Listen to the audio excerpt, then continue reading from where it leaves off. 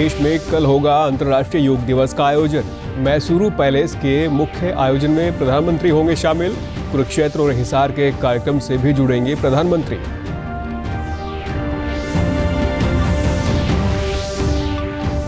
सभी 18 नगर परिषद और 28 नगर पालिकाओं में शांतिपूर्ण रहा मतदान। 70.4% हुआ मतदान। 22 जून को होगी मतगणना।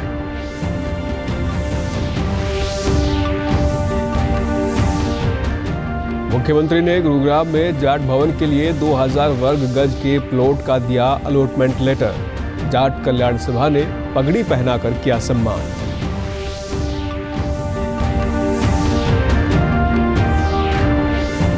और हिसार में हिसार दर्शन कार्यक्रम का आगाज। उपायुक्त ने आदमपुर खंड के स्कूली बच्चों के साथ किया डॉक्टर मंगल सेन एग्रीकल्चर म्यूजियम का भ्रमण। नमस्कार, मैं सुरेंद्र कुमार। अब समाचार विस्तार से। दुनिया भर के देश कल योग करेंगे। जापान में सूर्य उदय के साथ शुरू होकर योग दिवस अमेरिका में समाप्त होगा। कर्नाटक की सांस्कृतिक राजधानी कहे जाने वाले मैसूर में कल 8वें अंतर्राष्ट्रीय योग दिवस के अवसर पर प्रधानमंत्री नरेंद्र मोदी के आगमन की तैयारियां लगभग पूरी हो चुकी हैं। मैसूरू पैलेस में योग दिवस के अवसर पर मुख्य भव्य आयोजन होना है, जिसमें प्रधानमंत्री शामिल होंगे। कुरुक्षेत्र के ब्रह्म सरोवर और हिसार के राखीगढ़ी में आयोजित कार्यक्रमों से प्रधानमंत्री नरेंद्र मोदी वीडियो कॉन्फ्रेंसिंग के माध्यम से जुड़ेंगे। केंद्र सरकार ने देश में 75 ऐतिहासिक और धार्मिक स्थानों का चयन किया है। वहीं दूसरी तरफ अंतर्राष्ट्रीय योग दिवस पर 21 जून को प्रदेश भर में 750 स्थानों पर कार्यक्रम आयोजित किए जाएंगे। प्रदेश स्तरीय कार्यक्रम का आयोजन भिवानी में होगा, जहां मुख्यमंत्री मनोहर लाल मुख्य अतिथि के रूप में शिरकत करेंगे। प्रदेश सरकार अंतर्राष्ट्रीय योग दिवस की तैयारियों को अंतिम रूप देने में जुटी है। हरियाणा योग आयोग के चेयरमैन डॉक्टर जयदीप आर्य ने बताया कि 21 जून को सुबह 6 से 7:45 तक प्रदेश भर में कार्यक्रम आयोजित किए जाएंगे। इनमें विभिन्न सामाजिक, धार्मिक, राजनीतिक और योग संस्थाएं योग की बारीकियों से अवगत करवाएंगी। उन्होंने बताया कि इस मौके पर सभी जिलों में योग शिक्षकों और अच्छा कार्य करने वाली संस्थाओं को सम्मानित किया जाएगा। 8वें अंतर्राष्ट्रीय योग दिवस के अवसर पर कल भिवानी के भीम स्टेडियम में होने वाले राज्य स्तरीय समारोह को लेकर प्रशासन ने तैयारियां पूरी कर ली हैं। स्टेडियम में लगभग 10,000 से अधिक लोगों के एक साथ बैठने की व्यवस्था की गई है। भिवानी के उपायुक्त RS ढिल्लों और पुलिस अधीक्षक अजीत सिंह शेखावत ने भीम स्टेडियम का दौरा कर राज्य स्तरीय कार्यक्रम की फाइनल रिहर्सल देखी। वहीं योग दिवस की पूर्व संध्या पर आज भिवानी में जिला प्रशासन ने मैराथन दौड़ का भी आयोजन किया। उपायुक्त ने कहा कि भिवानी में होने वाला राज्य स्तरीय योग दिवस कार्यक्रम अपने आप में अनूठा, ऐतिहासिक और यादगार होगा और इस दौरान प्रधानमंत्री भी ऑनलाइन माध्यम से अपना संदेश देंगे। डिस्ट्रिक्ट भिवानी को चुना गया है और इसके लिए जो भी कार्रवाई करनी है, बिकॉज़ इसमें हमारे पास जो नंबर आ रहा है डिस्ट्रिक्ट के लिए वो तकरीबन 10,000 हमारे पार्टिसिपेंट्स होंगे और 10,000 पार्टिसिपेंट्स के लिए योग की व्यवस्था और ताकि ये एक स्टेट लेवल फंक्शन को हम अच्छी तरह संपन्न कर सकें, पूर्ण कर सकें। और कुछ ना कुछ ये भी कोशिश की जा रही है कि कहीं ना कहीं इस तरह का जो इस बार हम योग दिवस पे योगा करेंगे या इसके साथ जो एक लिंक्ड फंक्शन करेंगे वो एक अपने आप में कुछ ऐसी चीज़ हो जो पहले कभी कहीं पर किसी ने दिखाई ना हो। तो हमारी कोशिश है और हम जिला पुलिस अधीक्षक ने बताया कि कार्यक्रम की तैयारियों को अंतिम रूप दे दिया गया है और तमाम प्रबंध पूरे कर लिए गए हैं। पार्टिसिपेशन एक साथ योगा करेंगे और स्टेट लेवल प्रोग्राम की सारी तैयारियां अभी हो चुकी है और इन्हीं तैयारियों का अंतिम जायजा देने के लिए आज हम यहाँ पे आए हुए हैं और इसमें अच्छी तरह से प्रोग्राम हो, योगा को अच्छे तरीके से प्रमोशन हो, उसके लिए प्रोग्राम किया जाए। लट्टूद्वारी से हूँ। यहाँ पर योग दिवस इसलिए मनाया जा रहा है ताकि योग से हमारा शरीर फिट रहता है और यहाँ मैं मैराथन में भाग ले रही हूँ। योग अगर हम योग करेंगे तो हमारा शरीर फिट रहेगा। बस धन्यवाद। CM साहब आ रहे हैं, ऐसी इन्फॉर्मेशन अभी तक हमारे पास आई हैं और बहुत ही उत्साहदायक ये कार्यक्रम रहेगा। बहुत अच्छा लगेगा और पहली बार यहाँ पे आ रहे हैं हम तो देखो पहली बार ही मिल रहे हैं, ठीक है। और इन सभी बच्चों के बीच में आके वो कुछ विचारधारा अपनी बताएंगे, हम भी अपनी विचारधारा शायद रख सकते। योग दिवस बड़े ही धूमधाम से मनाएंगे और सभी हरियाणा वासी स्टेट लेवल की यहाँ पे योग दिवस मनाया जाएगा और हर हरियाणा वासी यहाँ पे उपस्थित होंगे। अंतर्राष्ट्रीय योग दिवस से एक दिन पहले आज यमुनानगर में योग मैराथन का आयोजन किया गया। इस दौरान मैराथन में लगभग 500 बच्चों ने भाग लिया। जिला उपायुक्त पार्थ गुप्ता ने मॉडल टाउन के नेहरू पार्क से सुबह 6 बजकर हरी झंडी दिखाकर मैराथन की शुरुआत की। मैराथन में भाग लेने वाले लोगों और बच्चों में उत्साह दिखाई दिया। उपायुक्त ने बताया कि 21 जून को जगाधरी अनाज मंडी में अंतर्राष्ट्रीय योग दिवस के उपलक्ष्य में कार्यक्रम का आयोजन किया जाएगा और इस दौरान प्रधानमंत्री लाइव होंगे, जिसका प्रसारण कार्यक्रम के दौरान किया जाएगा। उन्होंने कहा कि निरोग रहने के लिए योग करना बेहद ज़रूरी है। उम्र चाहे कोई भी हो, लेकिन योग स्वस्थ शरीर रखने के लिए आवश्यक है। जो अपना योग दिवस 21 जून को मनाया जाना है, उसको देखते हुए आज 20 जून को करीबन 500 बच्चों ने योग मैराथन में पार्टिसिपेट किया और ये जो है नेहरू पार्क से होते हुए मॉडल टाउन में चक्कर लगाते हुए वापस नेहरू पार्क में यहाँ पे आएंगे। और इसके अलावा जो आज है, आज मॉक ड्रिल जो है अनाज मंडी में करी जाएगी, जो 7 बजे से होगी और कल का जो प्रोग्राम होने मिनट टू मिनट उसके अनुसार ही वहाँ पर की जाएगी। स्थानीय निवासी ने बताया कि पिछले 10 साल से वे नियमित योग करते आ रहे हैं और बिल्कुल निरोग हैं। 7 बजे से 8 बजे तक जो प्रोटोकॉल के हिसाब से उसमें योगा किया जाएगा। सभी जिले के सभी अधिकारी, कर्मचारी और शिक्षा विभाग के विद्यार्थी, स्पोर्ट्स विभाग के विद्यार्थी और सभी पुलिस विभाग, मतलब जितने भी विभाग हैं सभी के अधिकारी कर्मचारी उसमें उपस्थित रहेंगे। ऐसा हमारे जो डीसी साहब हैं उन्होंने सभी निर्देश दिया। इसमें एक चीज़ और है, सुबह योग शुरू होने से पहले 6:40 पर माननीय प्रधानमंत्री नरेंद्र मोदी जी की स्पीच होनी है। उसका लाइव टेलीकास्ट वहीं योग प्रांगण में किया जाए। हरियाणा की 18 नगर परिषद और 28 नगर पालिका में अध्यक्ष और पार्षद पद के लिए कल हुआ चुनाव शांतिपूर्ण रहा।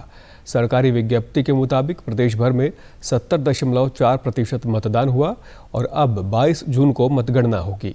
राज्य चुनाव आयोग से प्राप्त आंकड़ों के अनुसार रेवाड़ी में सबसे ज़्यादा 84.6% और झज्जर में सबसे कम 61.7% मतदान हुआ। रेवाड़ी के बाद गुरुग्राम में 79.3, यमुनानगर में 78.2, रोहतक में 77.5, फतेहाबाद में 70.4 और हिसार में 75.7% मतदान हुआ। हरियाणा राज्य चुनाव आयुक्त धनपत सिंह ने बताया कि 18 नगर परिषद और 28 नगर पालिका में कुल 18,39,455 मतदाता हैं। रात 8 बजे तक इनमें से 12,95,508 मतदाताओं ने मतदान किया, जो कुल मतदान का 70.4% है। कुछ मतदान केंद्रों पर रात में भी मतदाता वोट देने के लिए कतार में खड़े थे। पूरे प्रदेश में मतदान शांतिपूर्ण रहा और कहीं भी किसी अप्रिय घटना की सूचना नहीं है। अब ईवीएम को स्ट्रांग रूम में रखा जाएगा। 22 जून को मतगणना का कार्य शुरू होगा। कहीं से कोई किसी प्रकार की हिंसा अथवा कोई ईवीएम छीने जाने का या कहीं पे बूथ में मारपीट, लड़ाई या वोटिंग रुकने का, इस तरह का कोई भी समाचार नहीं है। पूरी जगह शांतिपूर्ण ढंग से हुआ। आज गुरुग्राम के लोक निर्माण विश्राम गृह में मुख्यमंत्री मनोहर लाल ने जाट कल्याण सभा को गुरुग्राम के सेक्टर 10 में जाट भवन बनाने के लिए 2000 वर्ग गज के प्लॉट का अलॉटमेंट लेटर सौंपा। गुरुग्राम में जाट भवन के लिए जमीन दिलाने के लिए जाट कल्याण सभा ने मुख्यमंत्री मनोहर लाल का आभार जताया और पगड़ी पहनाकर उनका सम्मान किया। सभा के सदस्यों ने मिठाई खिलाकर खुशियां साझा की। मुख्यमंत्री के सम्मान और धन्यवाद समारोह में गुरुग्राम के विभिन्न सेक्टरों से जाट समुदाय के लोग शामिल हुए। मुख्यमंत्री मनोहर लाल ने जाट समाज से कहा कि वे इस जमीन का एक भव्य भवन बनाएं ताकि उसमें 36 बिरादरी के लोगों को ठहरने की बेहतर सुविधा मिल सके। उन्होंने कहा कि समाज के लिए सुविधाएं बढ़ाने में सामाजिक संस्थाएं भी सहयोग देती हैं।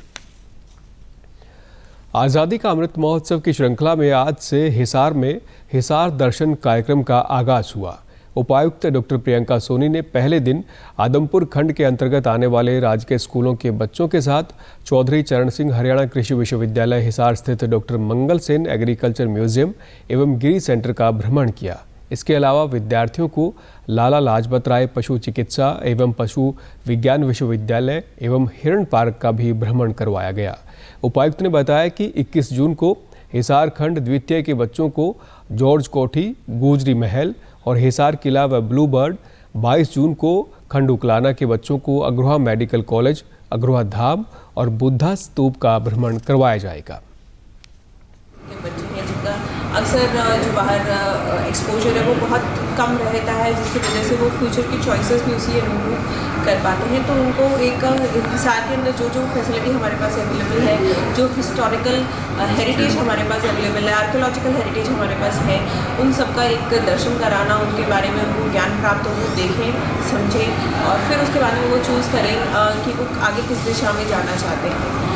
और जो चीज़ें साइंस की और हुई, टेक्नोलॉजी की हुई, जो केवल वो किताबों में पढ़ते हैं, हमारे पास इतनी अच्छी टेक्निकल यूनिवर्सिटीज़ भी हैं, वहाँ पे वो लाइव लैब्स घूमने देखेंगे तो वो बहुत ही उन्हें इंटरेस्टिंग भी लगेगी और उन्हें समझने में भी काफ़ी मदद मिलेगी और दैट विल मेक उनके जो सब्जेक्ट्स हैं उनको और ज़्यादा इंटरेस्टिंग बनाए। 44वीं शतरंज ओलंपियाड के लिए प्रधानमंत्री नरेंद्र मोदी ने कल नई दिल्ली के इंदिरा गांधी स्टेडियम में ऐतिहासिक मशाल रिले का शुभारंभ किया। शतरंज ओलंपियाड का आयोजन 28 जुलाई से 10 अगस्त 2022 तक चेन्नई में होगा। इसी वर्ष अंतर्राष्ट्रीय शतरंज संघ FIDE ने ओलंपिक परंपरा के तहत पहली बार शतरंज ओलंपियाड मशाल की शुरुआत की है। भारत पहला देश है जहां से शतरंज ओलंपियाड मशाल के सफ़र की शुरुआत हुई है। FIDE के अध्यक्ष अर्कादी द्वोरकोविच ने मशाल प्रधानमंत्री को सौंपी और उन्होंने उसे ग्रैंड मास्टर विश्वनाथन आनंद के हवाले किया। ये मशाल 40 दिन में 75 शहरों में ले जाई जाएगी और इसका अंतिम पड़ाव चेन्नई के पास महाबलीपुरम में होगा। प्रत्येक जगह पर हर राज्य के शतरंज ग्रैंड मास्टर मशाल का स्वागत करेंगे। इस अवसर पर प्रधानमंत्री ने कहा कि शतरंज का खेल इस बात की सीख देता है कि योजना बनाने में दूरदर्शी लोग वास्तविक सफलता हासिल करते हैं। उन्होंने कहा कि हमारे पूर्वजों ने चतुरंग और शतरंज जैसे खेलों की खोज की जिनका उद्देश्य मस्तिष्क की विश्लेषणात्मक क्षमता का विकास है। प्रधानमंत्री ने कहा कि पिछले 8 वर्ष में शतरंज में भारत के प्रदर्शन में सुधार हुआ है।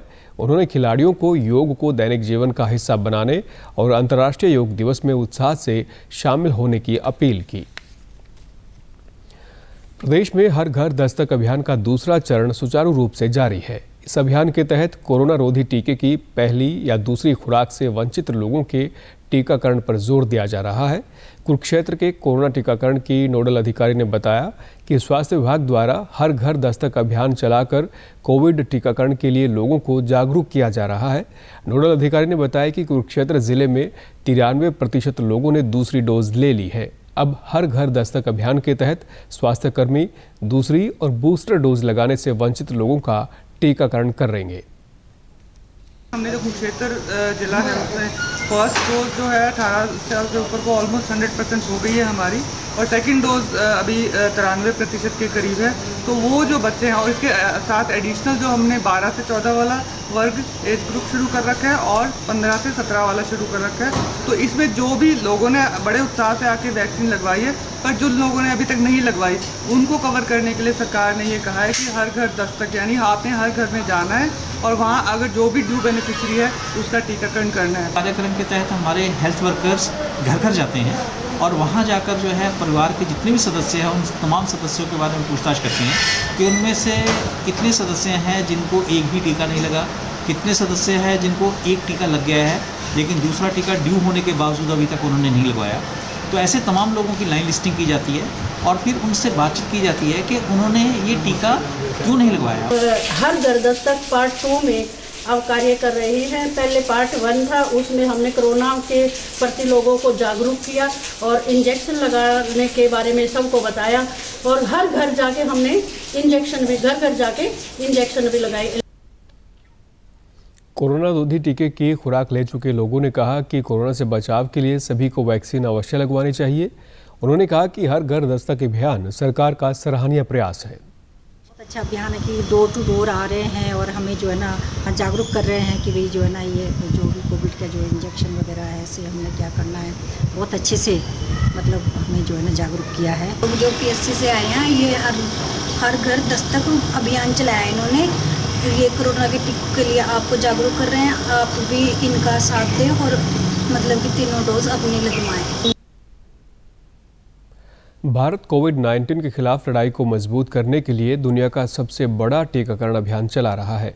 केंद्रीय स्वास्थ्य परिवार कल्याण मंत्रालय के मुताबिक राष्ट्रव्यापी टीकाकरण अभियान के तहत देश में अब तक कोविड रोधी टीकों की 196 करोड़ 18 लाख से अधिक खुराक दी जा चुकी हैं। देश में पिछले 24 घंटों में 12,700 से अधिक नए मामले दर्ज किए गए हैं और 8,500 से अधिक मरीज स्वस्थ हुए हैं। प्रदेश भर में अब तक कोरोना रोधी टीके की 4 करोड़ 38 लाख से अधिक खुराक दी जा चुकी है। प्रदेश में कोविड से 9,95,000 से अधिक लोग स्वस्थ हो चुके हैं, जबकि 2,962 मामले सक्रिय हैं। डीडी न्यूज़ हरियाणा पर देश और प्रदेश जुड़ी खबरों को विस्तार से जानने के लिए आप हमारे साथ फेसबुक, ट्विटर और यूट्यूब के माध्यम से भी जुड़ सकते हैं। हमसे जुड़ने के लिए आप हमारे सोशल मीडिया हैंडल को भी फॉलो कर सकते हैं। अब आप अपने मोबाइल फ़ोन से QR कोड स्कैन कर हमारे YouTube चैनल पर सीधे पहुंच सकते हैं। अंत में इस बुलेटिन के मुख्य समाचार एक बार फिर। देश में कल होगा अंतर्राष्ट्रीय योग दिवस का आयोजन। मैसूर पैलेस के मुख्य आयोजन में प्रधानमंत्री होंगे शामिल। कुरुक्षेत्र और हिसार के कार्यक्रम से भी जुड़ेंगे प्रधानमंत्री। सभी 18 नगर परिषद और 18 नगर पालिकाओं में शांतिपूर्ण रहा मतदान। 70.4% हुआ मतदान। 22 जून को होगी मतगणना।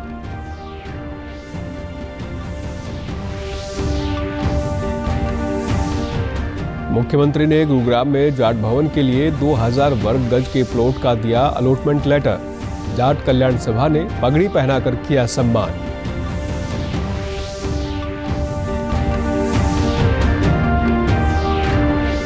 और हिसार में हिसार दर्शन कार्यक्रम का आगाज।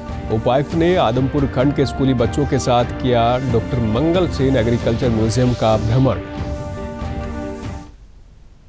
समाचारों में आज इतना ही। नमस्कार।